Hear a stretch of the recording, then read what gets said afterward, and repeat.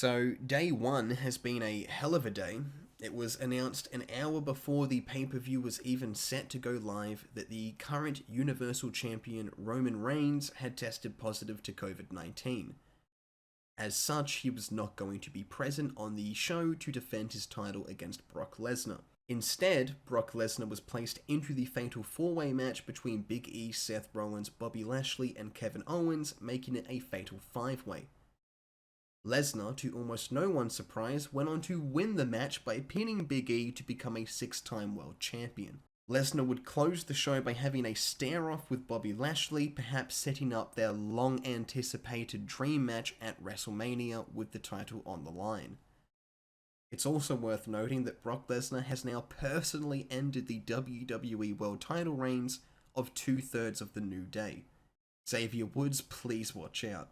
But what does this mean for Roman Reigns now? If he faces an entirely new opponent at WrestleMania, who is left on the roster to actually step up to the plate?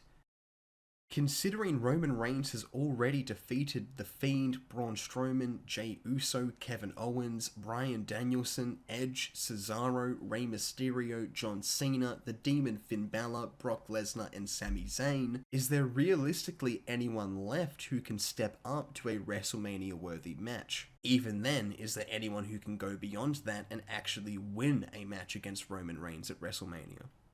Although not in a title match, Roman Reigns did also defeat the WWE World Champions Drew McIntyre and Big E during his WWE Universal Championship run at Survivor Series 2020 and 2021.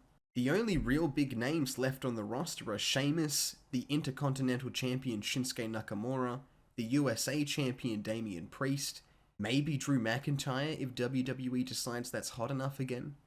AJ Styles could be a worthy opponent but is currently tied up in an NXT rivalry. Or maybe Vince McMahon gives Austin Theory his big shot.